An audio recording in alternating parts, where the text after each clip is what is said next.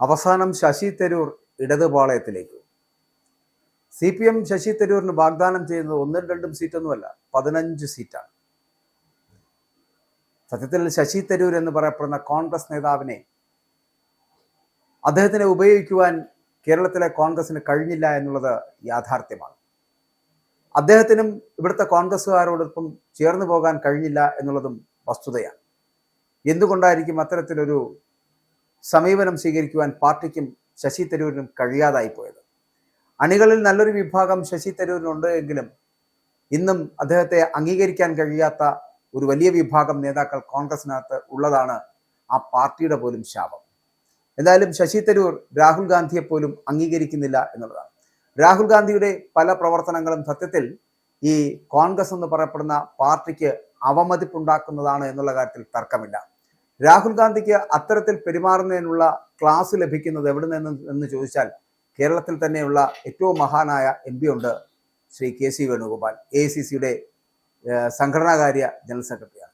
അദ്ദേഹത്തിൻ്റെ വാദഗതികളും അദ്ദേഹത്തിൻ്റെ വാദങ്ങളും അദ്ദേഹം പറഞ്ഞു കൊടുക്കുന്നതും മാത്രം കേട്ട് ജീവിക്കുന്നത് കൊണ്ടാണോ എന്നറിയില്ല, രാഹുൽ ഗാന്ധിക്ക് പരമപുച്ഛമാണ് ഈ ശശി തരൂരിനെ അടക്കമുള്ള നേതാക്കളെ.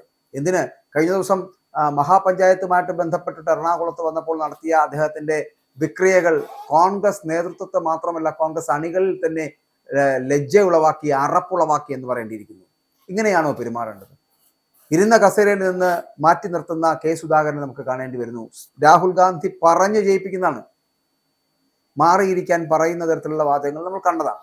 മറ്റൊന്ന്, സതീശൻ വാഹനത്തിലേക്ക് കയറാൻ വരുമ്പോൾ ആ വാഹനത്തിൽ കയറാതെ പോകുന്നതും കയറ്റാതെ പോകുന്നതും, തരൂര് സ്റ്റേജിലുണ്ടായിട്ടും ആ തരൂരിനെ കുറിച്ച് ഒരു വാക്ക് എല്ലാവരെ കുറിച്ചും വലിയ വാചാലനായിട്ട് G ചേർത്ത് പറയുമ്പോൾ എന്തുകൊണ്ട് തരൂർ Gയെ മാത്രം വിട്ടുപോയി എന്നുള്ള ചോദ്യം. ഇങ്ങനെ പലതരത്തിലും അവഗണന നേരിടുന്ന ഒരു നേതാവായി ശശി തരൂർ മാറുന്നു. അത്തരത്തിൽ അവഗണനകൾ സഹിച്ച് അദ്ദേഹത്തിന് ആ പാർട്ടിയിൽ നിൽക്കേണ്ട ഗതികേടൊന്നുമില്ല. അദ്ദേഹം വളരെ പരിണതപ്രജ്ഞനായ നല്ലൊരു എഴുത്തുകാരൻ കൂടിയാണ്.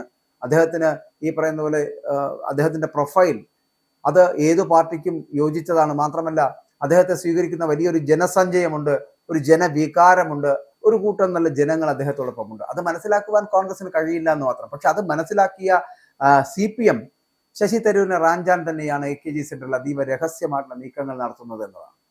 മുഖ്യമന്ത്രിയുടെ ദൂതൻ എത്തിയത് വമ്പൻ ഓഫറുകളുമായിട്ടാണ് ശശി തരൂരിനെ കാണാനെത്തിയത് എന്നാണ് പറയുന്നത്.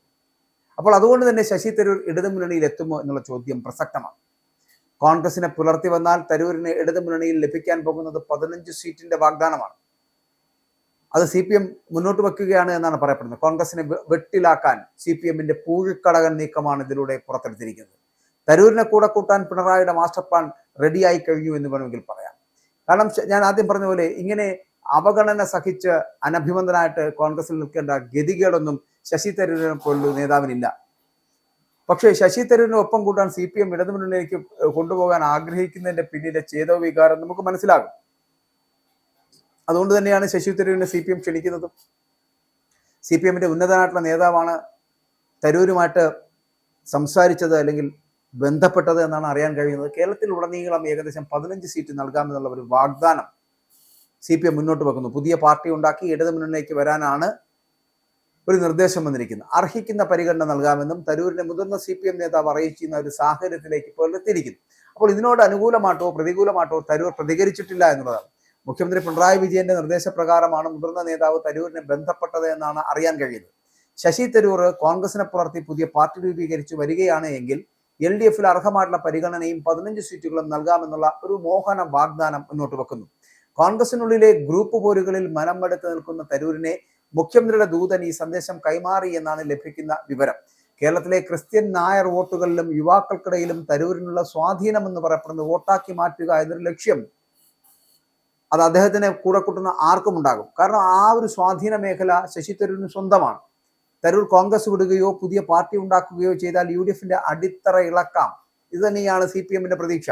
അത് മനസ്സിലാക്കിക്കൊണ്ടാണ് അവർ പെരുമാറുന്നത്. പക്ഷെ അത് മനസ്സിലാക്കാത്തവരാണ് കോൺഗ്രസിന്റെ നേതാക്കൾ എന്ന് പറയപ്പെടുന്നത്. അതിപ്പോ രമേശ് ചെന്നിത്തലയാവട്ടെ, K. മുരളീധരനാവട്ടെ, ഈ സതീശനാകട്ടെ, ആരാണെങ്കിലും കോൺഗ്രസിന്റെ നേതാവായിട്ടുള്ള ശശി തരൂരിനെ മനസ്സിലാക്കുന്നില്ല എന്നുണ്ടെങ്കിൽ അതിനർത്ഥം അദ്ദേഹത്തെ ഉൾക്കൊള്ളാൻ ആ പാർട്ടി തയ്യാറല്ല എന്നുള്ളതാണ്. അല്ലെങ്കിൽ പാർട്ടി എല്ലായിരിക്കും പാർട്ടിയുടെ നേതാക്കൾ തയ്യാറല്ല എന്നുള്ളതാണ്. അപ്പോൾ കോൺഗ്രസിലെ ഇത്തരത്തിലുള്ള നേതാക്കളുടെ പടലപ്പിണക്കവും തമ്മിലടിയും കാരണം വളരെ കൃത്യമായി CPM അവരുടെ പ്രതീക്ഷ നിലനിർത്തിക്കൊണ്ട് മുന്നോട്ട് പോകുന്നു. ശശി തരൂരിനെ കൂടെ കൂട്ടി മുന്നോട്ട് കൊണ്ടുപോയാൽ അവർക്ക് ലഭിക്കാൻ പോകുന്നത് വലിയ പ്രതീക്ഷകൾ തന്നെയാണ്. മാത്രമല്ല മൂന്നാമതും അവർ അധികാരത്തിലേക്ക് എത്തുകയും ചെയ്യും.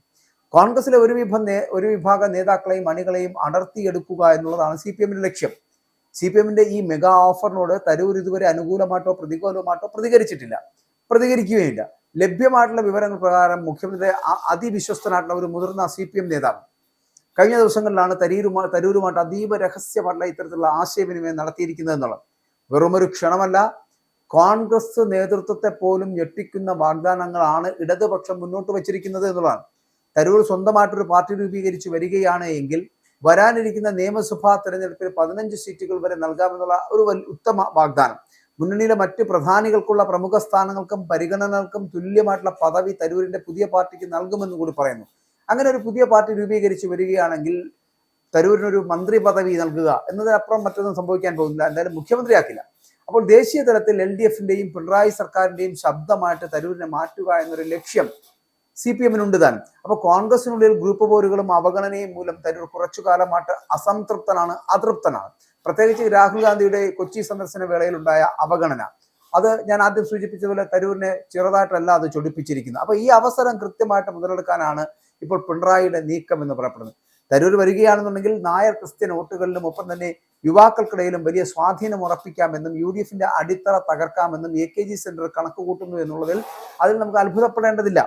തരൂർ തന്റെ അടുത്ത അനുയായികളുമായിട്ട് ചർച്ചകൾ തുടങ്ങിയതായുള്ള സൂചനകൾ വരുന്നുണ്ട്. പക്ഷേ ഇതിനകത്ത് നമ്മളൊരു കാര്യം മനസ്സിലാക്കേണ്ടത്, ശരിയാണ്, അവഗണന കോൺഗ്രസിൽ നിന്ന് ലഭിക്കുന്നുണ്ട്. ആ അവഗണന സഹിച്ചവിടെ നിൽക്കേണ്ട ഒരു ഗതികേടും തരൂരിനില്ല. പകരം തരൂരിന് വേണമെങ്കിൽ മറ്റേതെങ്കിലും ഒരു പാളയത്തിലേക്ക്, അതിപ്പോൾ BJPയുടെ പാളയത്തിലേക്കോ അല്ലെങ്കിൽ CPMന്റെ പാളയത്തിലേക്കോ വളരെ ഈസി ആയിട്ട് പോകാൻ കഴിയുന്ന ഒരാളാണ്. അത് ഇതിനു മുമ്പ് വേണമെങ്കിലും ചെയ്യാമായിരുന്നു. പക്ഷേ ഇത്തരത്തിലുള്ള ഓഫറുകൾ, നിങ്ങൾ പാർട്ടി പുലർത്തി വന്നാൽ നിങ്ങൾക്ക് 15 സീറ്റുകൾ നൽകാമെന്നുള്ള ഓഫറുകൾ എന്ന് പറയപ്പെടുന്നത് വരാനിരിക്കുന്ന നിയമസഭാ തെരഞ്ഞെടുപ്പിൽ മൂന്നാമതും ഒരു അംഗം മുറുകുമ്പോൾ മൂന്നാമതും ഭരിക്കുന്നതിന് വേണ്ടിയിട്ടുള്ള ഒരു ശ്രമത്തിന്റെ ഭാഗമായിട്ടുള്ള ഒരു അടവ് തന്ത്രമാണ് ശശി തരൂരിനെ കൂടെ കൂട്ടിക്കൊണ്ട് 15 സീറ്റുകൾ അദ്ദേഹത്തിന് നൽകി, അദ്ദേഹത്തിന് ഒരു മന്ത്രിസ്ഥാനവും നൽകിക്കൊണ്ട് മുന്നോട്ട് പോകാമെന്നുള്ള ഈ പിണറായി വിജയന്റെ തന്ത്രം. ആ തന്ത്രത്തിൽ തരൂർ വീഴുമെന്ന് തോന്നുന്നുണ്ടോ? ഒരിക്കലും വീഴില്ല. എന്തൊക്കെ പറഞ്ഞാലും അദ്ദേഹം, ഈ തരൂർ എന്ന് പറയപ്പെടുന്ന കക്ഷി, അദ്ദേഹം ഒരിക്കലും CPMന്റെ പാളയത്തിലേക്ക് എത്തുക എന്നുള്ളത് നമുക്ക് ഒരിക്കലും ചിന്തിക്കാൻ കഴിയുന്നില്ല. അങ്ങനെ എത്തുകയാണ് എന്നുണ്ടെങ്കിൽ അദ്ദേഹത്തിലെ ആ രാഷ്ട്രീയക്കാരൻ വളർന്നു കഴിഞ്ഞിരിക്കുന്നു, കുശാഗ്ര ബുദ്ധിയോടുകൂടി പ്രവർത്തിക്കാൻ തുടങ്ങിയിരിക്കുന്നു എന്ന് കരുതേണ്ടിയിരിക്കുന്നു.